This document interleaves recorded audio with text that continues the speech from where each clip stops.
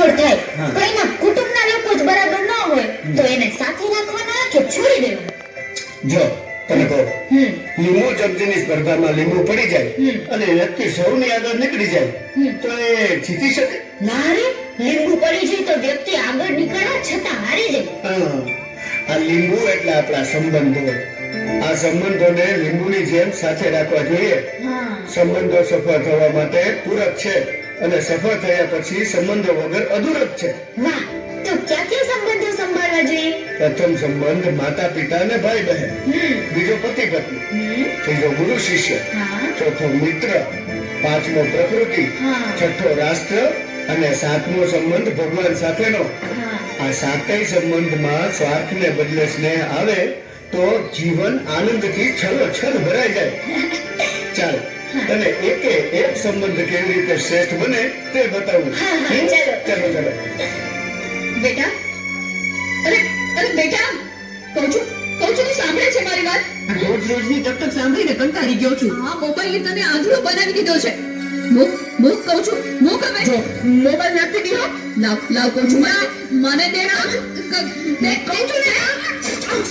આ શું કર્યું તે? પાછળ જ પડી ગઈ છે.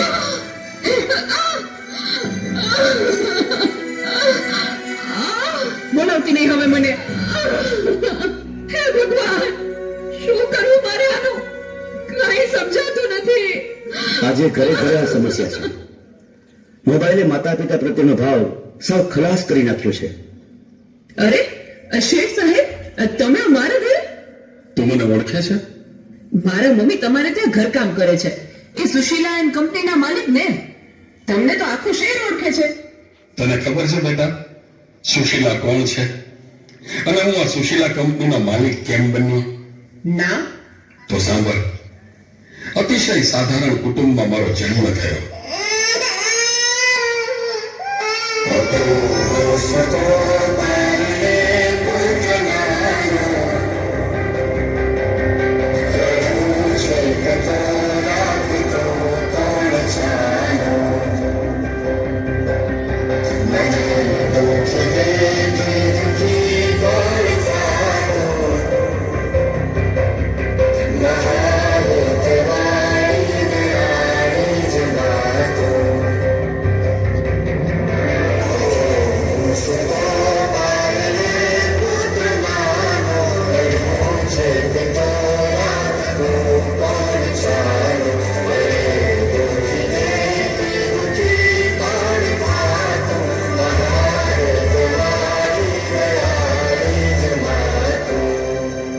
મારા બા અને બાપુજીએ ખૂબ મજૂરી કરી મને ભણાવી ગણાવીને લાયક બનાવ્યો. હું ખૂબ પૈસા કમાવા લાગ્યો. લગ્ન પછી જુદો રહેવા લાગ્યો અને મા બાપને ભૂલી ગયો. પણ કુદરતે મને થપાટ મારી. મારી બંને કિડની ફેલ થઈ. મારી પત્નીએ આ વાત સાંભળીને ડિવોર્સ લીધા. પણ મારી માએ જ્યારે આ વાત સાંભળીને ત્યારે ગાંડી ગેલી થઈને દોડતી મારી પાસે. દીકરામાં શું મૂંઝાઈ ગયો? હું છું ને તારી બા. હું જીવું છું ને ત્યાં સુધી તને કઈ નહીં થાય દીકરા. અરે ભગવાને મને તારા માટે જ તો બે કિડની આપી છે. ડોક્ટર સાહેબ, તમે મારી આ બે કિડની કાઢી લ્યો. પણ મારા દીકરાને કઈ ન થવું જોઈએ સાહેબ.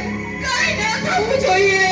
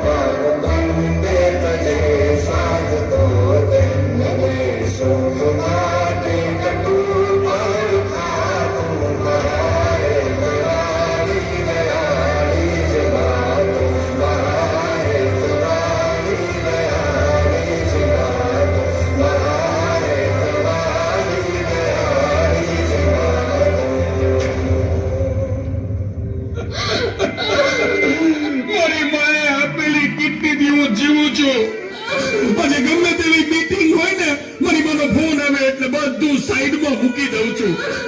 તને ખબર છે તારી મમ્મીએ એનું છેલ્લું ઘરેણું એનું મંગળસૂત્ર ગીરવે રાખીને તારા બર્થડે માં આ ફોન આપ્યો છે. અને તે આ ફોન માટે હરકત કરી, તારી માને હરકત કરી. શું વાત કરો છો? મને નથી ખબર. મારી ભૂલ થઈ ગઈ, મને માફ કરો. જો બેટા, ઘરે ભગવાન જેવી મમ્મીને હેરાન કરીશ ને તો મંદિરે ભગવાન પણ તને માફ નહીં કરે. એટલે તો તારે માફી જ માંગવી હોય ને તો તારી મમ્મીની માફી માંગ. Mummy sorry. આ ફોન પાછળ હું એટલો આંધળો થઈ ગયો હતો. મને માફ કરી દે મમ્મી. અરે એમાં શું બેટા, ભૂલી જા એ બધું. મારા દીકરા ભૂલી જા. જો હું પણ ભૂલી જાઉં છું. અરે મારા માટે તો મૂંગી કેટલું દુઃખ સહન કરતી રહી. અને હું તને હેરાન કરતો રહ્યો. મને માફ કરી દે મમ્મી.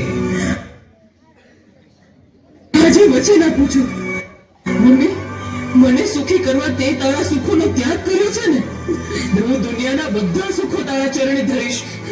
એ માટે હું તનતોડ મહેનત કરીશ. મમ્મી, તારું નામ દુનિયા રોશન કરીશ. મમ્મી, તારું નામ દુનિયામાં રોશન કરીશ.